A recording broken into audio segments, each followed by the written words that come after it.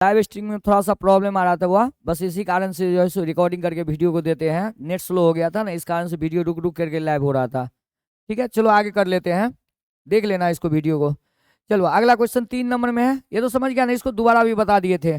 3 number में है, दिए गए कथन के आधार पर ABCD में सही विकल्प को चुने। तो कथन 1 कहता है बुआरे कि किसी वैद्युत अपघट की विशिष्ट चालकता विलयन की तनुता के फलस्वरूप घटती है। बिल्कुल सही बात है बुआ, विशिष्ट चालकता घटती है, याद है बुआ, विशिष्ट चालकता क्या होती है, घटती है। 3 प्रकार की चालकता पढ़े थे ना, विशिष्ट चालकता, मोलर चालकता, तुल्यांकी चालकता। तो विशिष्ट चालकता तनु करने पर विलयन में घटती है, क्योंकि संख्या आयन का जो है तनु करने पर प्रत्येक सेंटीमीटर क्यूब विलयन के अंदर क्या हो जाता है, कम हो जाता है। तो विशिष्ट चालकता का मान तो घटता है, लेकिन मोलर चालकता और तुल्यांकी चालकता का मान बढ़ता है, क्योंकि विलयन का आयतन बढ़ाने पर तनु करेंगे तो आयतन बढ़ेगा, आयतन बढ़ाने पर विलयन के आयन जो है सो दूर दूर रहेंगे, तो उनके बीच में आकर्षण कम होगा, तो इससे फ्लो ज्यादा होगा, तो चालकता उसका मोलर चालकता और तुल्यांकी चालकता का मान बढ़ेगा। लेकिन विशिष्ट चालकता का मान क्या होता है, घटता है, क्योंकि प्रत्येक सेंटीमीटर क्यूब विलयन के अंदर तनु करने पर आयनों की संख्या घटती है। तो ये एकदम सही बात है। दूसरा हुआ, तनु विलयन में आयन तेजी से गतिशील होते हैं। नहीं, ये ऑप्शन भी सही है, तनु विलयन में सही होते हैं, लेकिन इसका जो है सो डेराइव नहीं कर रहा है। विलयन को तनु करेंगे तो आयन तेजी से तो गमन करवे करेगा, क्योंकि आयन दूर दूर रहेंगे तो उनके बीच में आकर्षण कम होगा, आकर्षण कम होगा तो तेजी से गमन करेंगे। तो दोनों तो सही है, लेकिन ए का जो है ना सो बी विश्लेषण नहीं कर रहा है, इसीलिए अपना लोग बी के साथ जाएंगे कि दोनों कथन सही है, परंतु कथन 2 जो है एक को सही व्याख्या नहीं कर रहा है। तो बी नंबर आंसर सही होगा। ठीक है, चलिए 4 नंबर पे आते हैं। 4 नंबर पड़ेगा बुआ, कह रहा है कि निम्नलिखित में कौन विलयन के विद्युत संचालन करते हैं। तो विलयन के अंदर विद्युत का संचालन कौन करता है बुआ, वैद्युत अपघट पदार्थ। कौन करता है, वैद्युत अपघट पदार्थ, क्योंकि वैद्युत अपघट पदार्थ ही अपने आयंस के रूप में टूटते हैं और आयन के ही जो है सो विद्युत धारा का प्रवाह करते हैं। तो इसीलिए आंसर क्या होगा बुआ, वैद्युत अपघट पदार्थ। कौन होगा, वैद्युत अपघट पदार्थ। अगला क्वेश्चन है बुआ कि चालक सेल का सेल स्थिरांक का मान होता है। तो चालकता सेल का सेल स्थिरांक का मान क्या होता है बुआ, L/A। क्या होता है, L/A। इसी को अपना लोग क्या कहते हैं, सेल स्थिरांक कहते हैं ना। चलिए 6ठा नंबर में है, आयनीकरण सिद्धांत किसने दिया था, आर्हेनियस ने दिया था बुआ। किसने दिया था, आर्हेनियस ने दिया था। अगला 7 नंबर क्वेश्चन को देखेगा बुआ। 7 नंबर में क्वेश्चन कहता है हमारा बुआ कि विशिष्ट चालकता की इकाई क्या होती है। तो बोले विशिष्ट चालकता के बराबर क्या होता है, 1/R × L/A। यही तो फॉर्मूला है। तो 1/R प्रतिरोध का इकाई क्या होता है बुआ, ओम इंटू एल का मान सेंटीमीटर, लंबाई है ना बुआ, एरिया सेंटीमीटर गुना सेंटीमीटर, यानी कि लंबाई गुना चौड़ा है। तो 1 सेंटीमीटर से सेंटीमीटर कैंसिल कर दो, तो ओम को ऊपर ले जाएगा तो क्या लिखेगा, ओम इनवर्स। सेंटीमीटर ऊपर जाएगा तो क्या होगा, सेंटीमीटर इनवर्स। तो इसीलिए ऑप्शन आपका होगा ओम इनवर्स, सेंटीमीटर इनवर्स, यानी कि आंसर क्या होगा, सी नंबर होगा। तो 7 का आंसर क्या होगा बुआ, सी होगा। चलिए आगे चलिए आगे चलते हैं, अगला ऑब्जेक्टिव्स देखते हैं।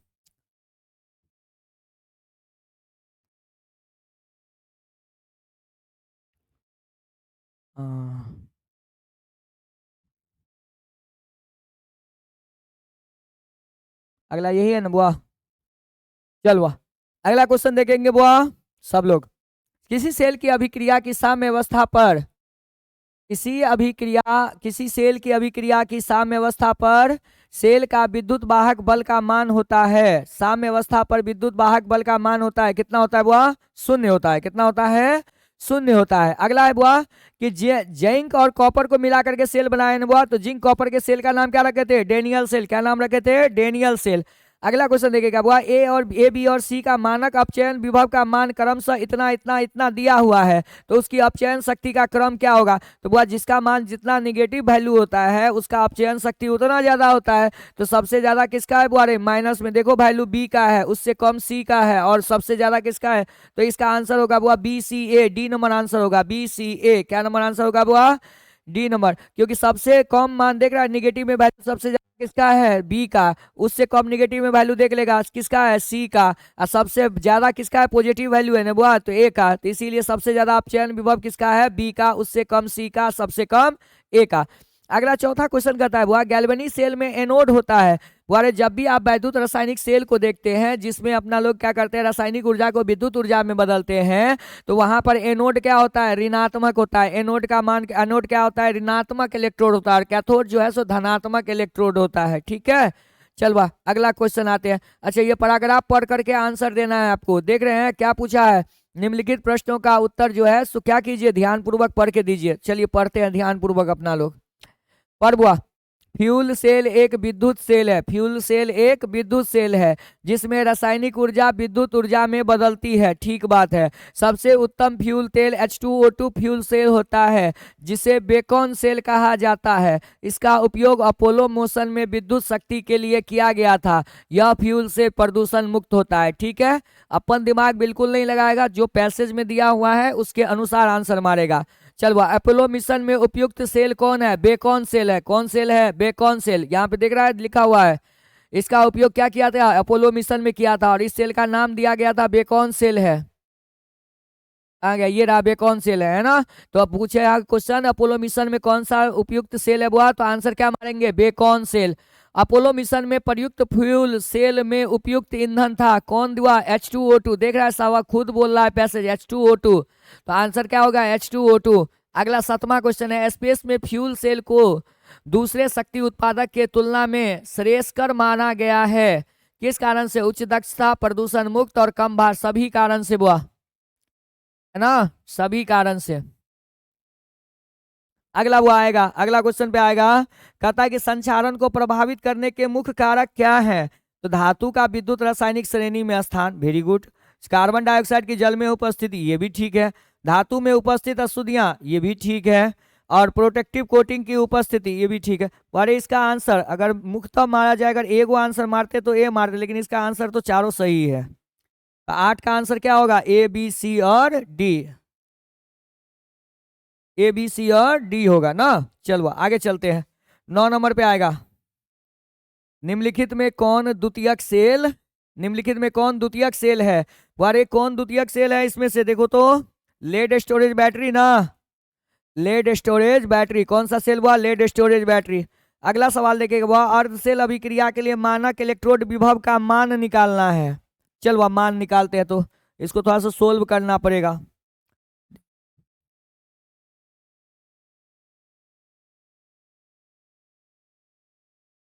चलो इसको सोल्व करते हैं। जिंक बदल विभव इसके से, अब देख लेगा वो आयरन और जिंक में कौन होगा, जिंक होगा कैथोड और ये होगा एनोड। तो जिंक के लिए मान दिया गया है 0.76। तो ई नोट सेल बराबर अपना लोग क्या लिखते हैं, वह ई नोट कैथोड माइनस ई नोट एनोड लिखते हैं। यही ना फॉर्मूला पड़ेगा, ई नोट कैथोड माइनस ई नोट एनोड लिखते हैं। तो कैथोड पर कौन होगा, जिंक बुआ कैथोड पर होगा, और आयरन किस पे होगा, एनोड पर होगा। तो कैथोड का मान दिया है 0.76 माइनस एनोड का मान देख लेगा बुआ, तो एनोड का मान दिया हुआ है 0.41। 0.41 घटा देगा बुआ तो कितने हो जाएगा, 6 में से 1 गया तो 0.35 वोल्ट। कितना होगा बुआ, 0.35 वोल्ट। इसका आंसर बी होगा, 10 का आंसर बी होगा, 0.35 वोल्ट। अगला आएगा बुआ, जब लेड संचयन सेल को चार्ज किया जाता है तो क्या होता है, बुआरे जब लेड संचयन को चार्ज किया जाता है तो लेड डाइऑक्साइड घुल जाता है, H2SO4 पुनः उत्पन्न हो जाता है बुआ, इसीलिए फिर से ये चार्ज हो जाते हैं और आपको काम आते हैं। इसीलिए आप जो है सो इसको जो है चार्ज करके बार बार उपयोग कर सकते हैं। इसीलिए लेड संचायक बैटरी को आप द्वितीयक सेल के श्रेणी में रखते हैं। चलो अगला क्वेश्चन पे आएगा, 12 नंबर क्वेश्चन को देखेगा।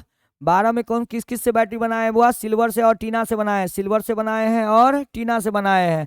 तो बुआ सिल्वर और टीना में कौन होगा बुआरे, तो याद है आपको इलेक्ट्रोकेमिकल सीरीज, लेके बारात का ना मजे से आला मन जो करे फांकिए कोई निगाहें सुंदरी। तो सुंदरी ऊपर आता है SN नबुआ टीना, यानी कि ये एनोड की तरह काम करेगा। और उसके नीचे छापा वाला में कौन आता है, सिल्वर आता है। तो सिल्वर जो है सो नीचे आता है, तो ये कैथोड की तरह काम करेगा। तो अपना लोगों को फॉर्मूला पढ़े थे वह, ई नोट सेल बराबर होता है ई नोट कैथोड माइनस ई नोट एनोड, ई नोट कैथोड माइनस ई नोट एनोड।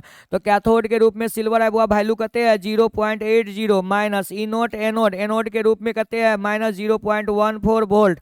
दोनों को जोड़ देगा बुआ तो माइनस माइनस प्लस हो जाएगा ना, तो 0 पॉइंट कहते हो जाएगा 94 वोल्ट।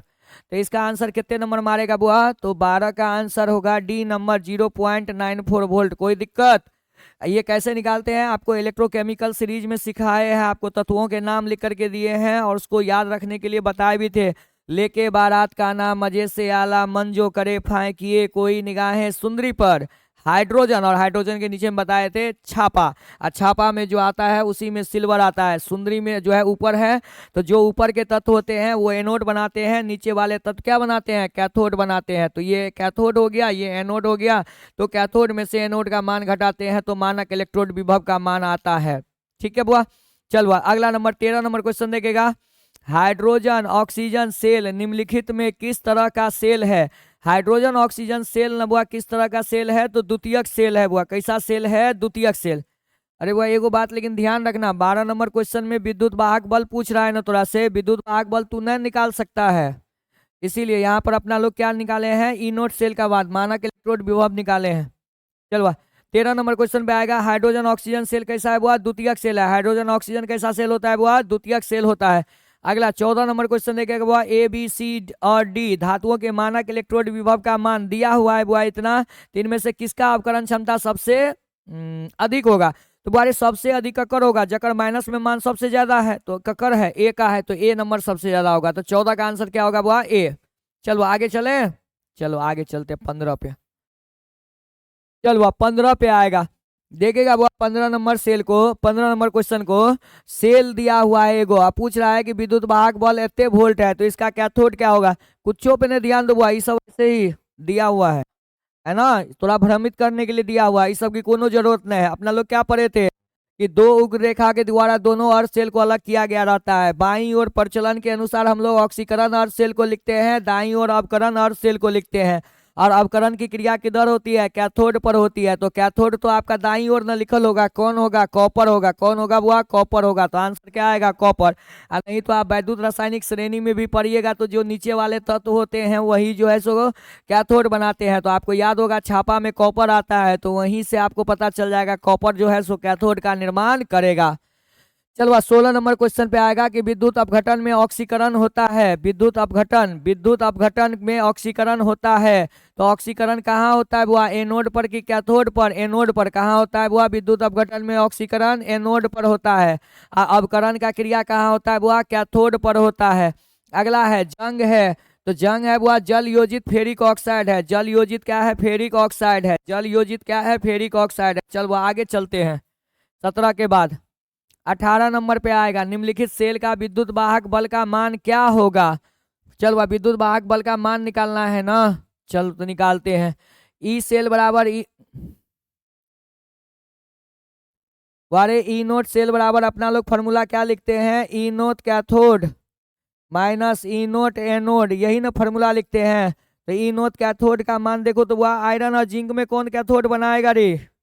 आयरन और जिंक में कैथोड कौन बनाएगा? तो इसके लिए वैद्युत रासायनिक श्रेणी को पढ़िए। लेके बारात का नाम मजे से आला, मन जो जो के करे फाई करे, यानी कि जिंक जो है एनोड बनाएगा और ये क्या बनाएगा बुआ? कैथोड बनाएगा।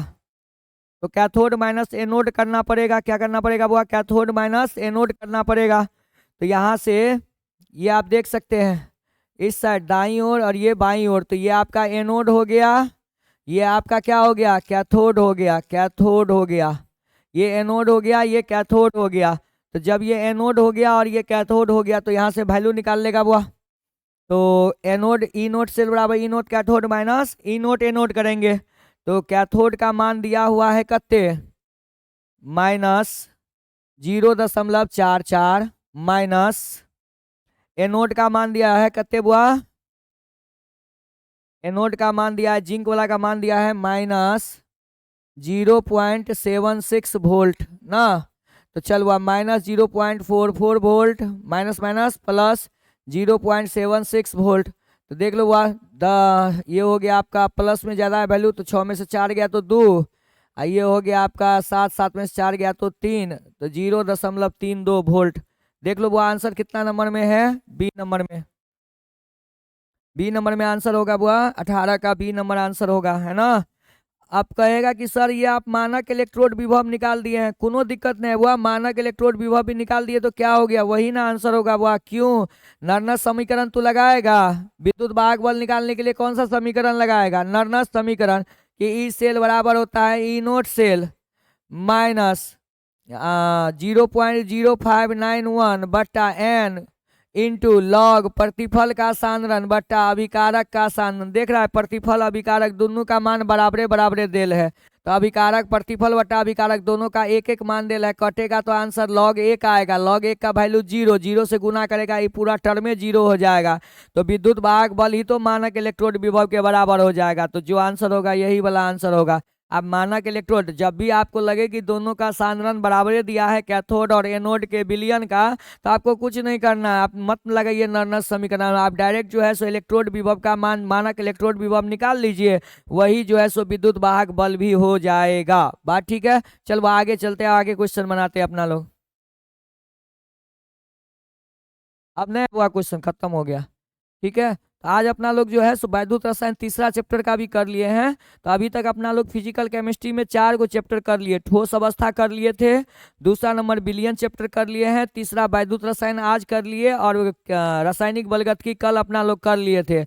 अब एक चैप्टर बच गया है, वो पृष्ठीय रसायन वाला चैप्टर बच गया है, तो पृष्ठीय रसायन का चैप्टर भी कल अपना लोग लाइव क्लासेस में कर लेंगे, ठीक है। तब तक के लिए शुभ रात्रि और ध्यान से पढ़ने के लिए धन्यवाद।